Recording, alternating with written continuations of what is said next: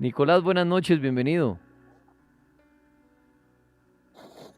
Nicolás, Buenas noches, Tripas. buenas noches, señor, bienvenido, cuéntenos. ¿Cómo estás? Bien. Tripas, no, hace rato pues queriéndome conectar en el programa, muy fan del tema. Gracias. Pues tengo una historia que me pasó en la niñez, en Cumaral. Esto queda por la zona de los llanos. Sí, Esa historia, pues digamos, yo de niño, pues era muy curioso con el tema de las brujas y demás. Vivía mi abuela para ese entonces en esa finca, una finca que queda muy adentro en el campo. Y pues estábamos buscando con mi hermanastra una bruja. ok. Bueno, estuvimos ahí rondando, era una zona muy aledaña. Pues no encontramos nada, nos acostamos a dormir muy en horas de la noche. Y pues de un momento a otro yo sentí que me tocaron en la espalda, me cayó como algo en la espalda. Yo Sí, me fui a tocar la espalda para ver qué era lo que me había caído en la espalda. Estábamos durmiendo para ese entonces en el suelo. A lo que yo toqué, lo que me cayó en la espalda, pues sentí algo muy peludo, como una mano peluda.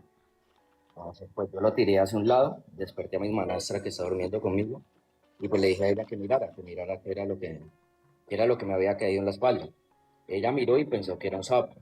Cuando nos levantamos, yo miré pues al costado, bueno, al rincón de la habitación y pues vi una persona, una mujer de cara blanca, con una cara muy fea, con una sola pierna y pues ella encendió la luz. En ese momento pues nos acostamos a dormir. Mi madrastra pues era muy religiosa, en ese tiempo yo vivía con mi madrastra, era muy religiosa y pues empezó a orar y a orar y a orar. Yo estaba durmiendo pues con ellos al lado en la misma habitación. De un momento a otro empezó a caer un aguacero muy fuerte. Ella seguía orando y pues yo obviamente pues muy asustado con el tema. De un momento a otro pues ella hizo una oración constante y pues de un momento a otro paró la lluvia y sentimos en la habitación que todo pues ventiló y paró la lluvia de un momento a otro. Pues esa es mi historia, Tripos, y pues la quería contar esta noche. muy amable, Nicolás, por compartir su historia. A todos los que quieran compartir una historia de misterio pueden hacerlo. Señorita Steph, puede prender su micrófono y la escuchamos. Buenas noches. Bienvenida. Gracias por permitirme hablar.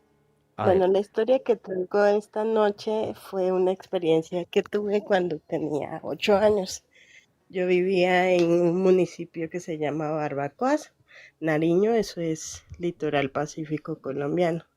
Allá por temas de cultura, digamos que se tiene una coexistencia o una cohabitabilidad con todos estos seres no humanos como la bruja, el duende, la tumba. Y en el municipio había como un prejuicio muy popular y era que cuando los niños nacían con dientes, eran niños con virtud que eran perseguidos por las brujas. Mi sobrino nació como con una formación de diente, pero a mi hermana durante el embarazo la persiguieron mucho, por así decirlo, tanto en sueños como en cosas reales. Se montaban, o sea, sentía que llegaba un pájaro y se asentaba en el tejado, o en los sueños se sentía como perseguida. El hecho es que cuando nació mi sobrinito, él, pues nosotros vivíamos en una casa de madera en el municipio y en una noche te llegó como este pájaro, así, porque la creencia popular es que las brujas se vuelven mujeres pájaros, ¿no? Cosa que me parece muy Sí, curioso. Entonces, eh, en esa noche, ella dice que de un momento a otro le atacó un sueño así súbito, pero en el sueño le dijeron despiértese porque se lo llevan.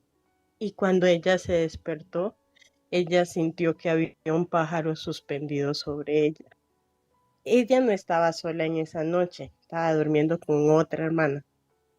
Y mi otra hermana, o sea, cuando mi hermana, la mamá de mi sobrinito que tenía el diente, sintió esa presencia encima, no pudo moverse, tuvo parálisis. Entonces, él empezó como a hacer sonidos guturales para despertar a mi otra hermana. Y mi otra hermana dice que cuando ella la despertó, tampoco se pudo mover, pero también sintió la misma presencia que estaba como encima de ellas. Así que cerraron los ojos las dos fuertísimo y empezaron a gritar. Cuando ellas gritaron, todos en la casa nos despertamos. Éramos como 20 personas. Estoy hablando de un contexto de familia extendida, entonces cuando mis hermanas gritaron, como ya todos veníamos con la prevención de que la bruja la estaba rondando, fue un grito al unísono, o sea, todo el mundo gritó. Y ese mismo grito terminó espantando paradójicamente a la bruja. Bueno, todo el mundo se fue para el cuarto donde mis hermanas. Y éramos como 20 personas ahí rodeándolas. ¿Por qué el pájaro entró? Porque como era una casa de madera, no tenía ventanas, sino los marcos de las ventanas. Entonces se cubría con cortinas, así que pudo entrar fácilmente. Cuando fue tipo 3 de la mañana, porque eso pasó como a las 12 o 1 de la mañana. Cuando fue a las 3 de la mañana, todo el mundo estaba despierto.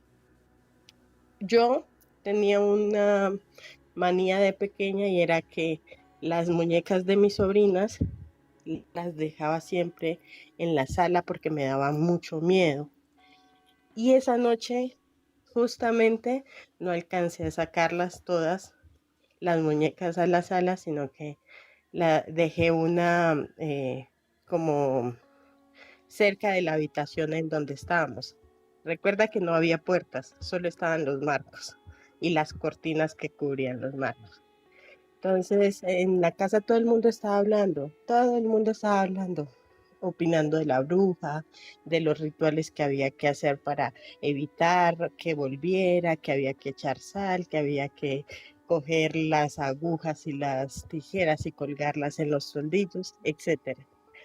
Cuando de un momento a otro yo miré que todo el mundo se quedó callado y Sí. volteé a mirar y todos estaban dormidos, todos.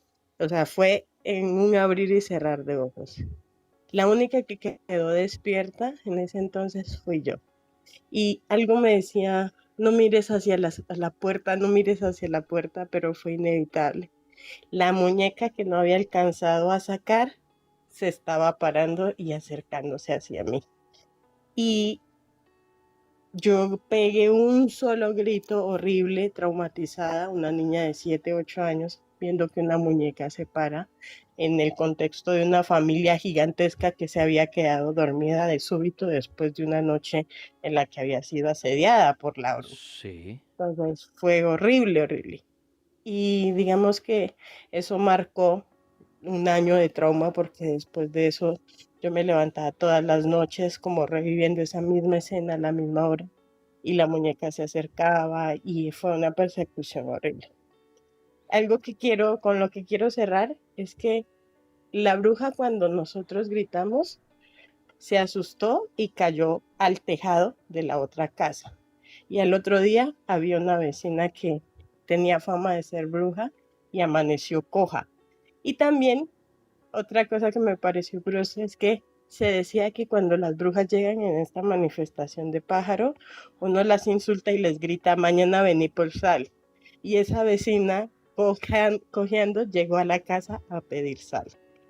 Entonces, bueno, pues eso cuento un poco esta noche. Obviamente eso ha estribado en varias cosas, ¿no? Después de los años. Muy bien. Pero Pues Steph, es interesante lo que cuenta y las brujas, las historias de brujas siempre serán bienvenidas aquí al cartel paranormal de la Mega.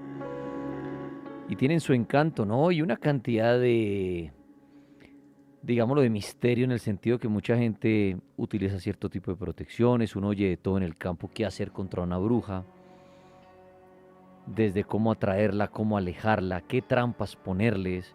Algunos creen que se convierten en aves, otros dicen que no es que se conviertan, sino que entran en el cuerpo de las aves, que salen de su cuerpo como en un viaje astral, ¿no? Como su espíritu es el que sale. Otros dicen que no, otros dicen que es la mujer como tal que sale y su cuerpo se transforma, transmuta, se convierte. pero pues cada quien con su historia y su propia verdad, después de lo que ha vivido, ¿no? Pero en el campo y en Colombia todo pueblo tiene su bruja. Usted llega a cualquier pueblo de Colombia, yo he tenido la fortuna de visitar muchísimos y obviamente haciendo el cartel paranormal, buscando misterios, historias a lo largo de 20 años. Y a uno le hablan de brujas en todos los pueblos, ¿no? Que dónde está la bruja, que cómo es la bruja, que suenan los tejados, ¿no? Entonces es interesante. Gracias a ella por hablar de las brujas y un abrazo a las brujas que hasta ahora oyen el cartel paranormal de la Mega. Alguien me decía acá que chévere un especial de psicofonías, pero mire, le tengo una mala noticia, una triste noticia a Ramsés que pedía eso. Todas esas voces del más allá y de fantasmas que la gente cree que se dan, la mayoría, el 99.9% están creadas por personas, por estudios de audios, creadores de audios, por las mismas personas. ¿Y qué hacen? Obviamente registran ese audio, por ejemplo en YouTube, lo registran para ellos. Y cualquier persona que utilice ese audio les da dinero. Y uno cree que son psicofonías verdaderas y alguien está ganando dinero con eso. Ahora, ¿qué pasa? ¿Por qué no lo podemos hacer? Porque al reproducir aquí esas psicofonías, supuestas psicofonías, que ya para mí no son voces del más allá, sino son voces creadas por alguien allá más bien para ganar dinero, nos toman la transmisión de YouTube. Esa es la mala noticia de las psicofonías. Y ahí es cuando yo me he dado cuenta que yo tenía un banco de muchas psicofonías y todo, y uno a ponerlas en YouTube es un buen ejercicio, porque uno las pone en un video o simplemente las pone ahí y al final le sale quién es el dueño de ese audio. Y la mayoría son estudios de sonidos de horror.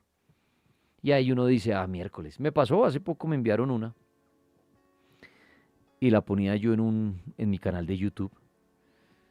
Y efectivamente, cuando uno pone monetizar y analiza el audio de YouTube, le dice que no puede monetizar por este cierto audio.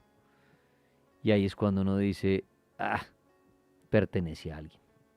Claro, y la gente empieza a usarlas o empieza a subirlas en sus canales o algo y hay alguien, como una canción, lo que pasa es que es una canción de 2, 3 segundos o de 5 segundos. Y obviamente hay alguien cobrando derechos por ese pequeño sonido. Un pequeño sonido ya le genera a usted un dinero. Entonces mucha gente inventa eso y las crea y por eso es que no puedo hacer un especial de psicofonías, porque es que si yo tuviera una psicofonía, ¿verdad? Que para muchos lo de la abuelita de la niña es una psicofonía y esa pues está ahí. Pero si uso otras nos pueden molestar el canal de YouTube, porque alguien viene y reclama por ese audio. Entonces ahí le respondo a nuestro amigo, ¿no? Lo de la niña es falso, dice Daniel. No, lo de la niña sucedió. Sucedió ahora. Si alguien estuvo detrás de esa llamada, lo sabrá el que lo hizo, nunca apareció. Yo cuento lo que sucedió esa noche. Entonces, Daniel dice que es falso, no. Pues nosotros aquí contamos lo que sucedió. Ahora, si alguien había detrás de esa llamada, yo no tengo ni idea. Pero no es que a mí se me hubiera parecido aquí el fantasma flotando y me dijera, abuelita, abuelita, no, hasta allá no pasó. Yo cuento lo que sucede. Entonces, ahí le boto el dato al que dice es falso. Claro, si usted quiere opinar si es falso, puede opinarlo. Pero ahora no fui yo el que la montó ni nada. Tuvo que haber sido la persona que entró la llamada y la hizo. Que al día de hoy nunca apareció nadie a decir eso. Y los mediums y la gente investigadora dicen que fue real. No lo sé. Pero bueno, ahí le cuento ese dato. Igual que lo del vampiro. Y la historia que más me ha gustado a mí en la historia del cartel de la Mega es la del vampiro. Por encima de todas. La del vampiro que logró borrar las grabaciones de todas las personas en el mundo. Esa es buena. Y esa, ustedes mismos se pudieron comprobar que es real porque a ustedes se les borró la grabación.